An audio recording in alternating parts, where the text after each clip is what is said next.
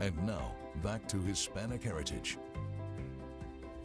Mental health matters. Tonight, as the topic becomes less taboo in the mainstream, one behavioral health provider says more needs to be done to eliminate the stigma inside the Hispanic and Latin communities. WFXR's Jermaine Ferrell walks us through what's being done and how much further there is to go. We didn't talk about it. It didn't exist, basically. So it was a lot of, just stay away from that person. Or nobody ever had a conversation about something as simple as, anxiety. I have not met a single person in any race that does not have some anxiety. It's a completely normal thing that people experience. Never talked about it in the Hispanic community. It's never brought up. Victor Rivera has been working as a behavioral health provider for 13 years. The Puerto Rican native says his family moved to Franklin County, Virginia, when he was 15 years old. Since then, Victor earned a degree in criminal justice at Ferrell College and worked in the probation and parole system until budget cuts cost him his job. That's when a friend told him he'd be well suited for home mental health services, leading him to his current role and conversations at home. The only reason my parents talk to me about it really is because of what I do. And, we see some of the struggles that some family goes through and things that start happening that they want to know more about.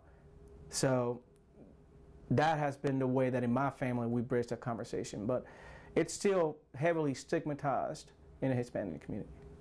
Rivera blames the stigma on judgment. People that struggle with any sort of mental illness were looked at as being crazy, quote unquote. And when all your life you hear of those type of struggles being categorized in that manner, then for sure you're afraid to talk about it, right? Because you don't want to be looked at in a certain way. You don't want to be vulnerable and then be judged for the things you say while you're vulnerable. Victor Rivera says there are other stigmas when it comes to mental health problems in the Hispanic community. A lot of it stems from the fact that they have to immigrate into the United States. And that's even another layer of problems they have to deal with as far as race, culture, and economic issues within the Hispanic community. Somebody that immigrates to a new country probably experiences a certain amount of trauma in doing so. I've not met a single member of the Hispanic community that I do counseling with that doesn't have PTSD.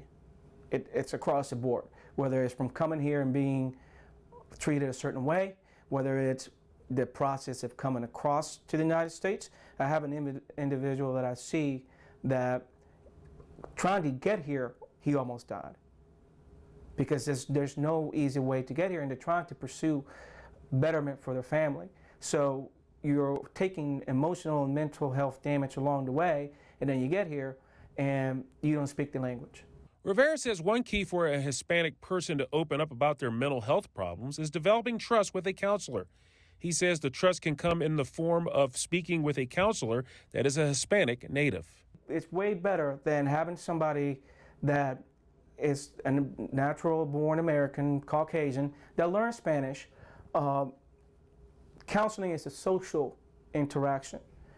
It's way better, right, when you meet with somebody that is a natural-born speaker of the language. I grew up speaking Spanish. We speak Spanish in my household still. I listen to music in Spanish. I'm Hispanic. ¿Miércoles? Ok, nos vemos ese día. Gracias. And really the biggest thing is, I guess, it's all about just talking about it. If you just talk and just say and do those things, that's got to be big. Normalizing it, right? Diabetes, flus, colds, all that stuff is normal health conversation. But mental health is health. For Hispanic Heritage Month, I'm Jermaine Ferrell. Supporting minority communities, that's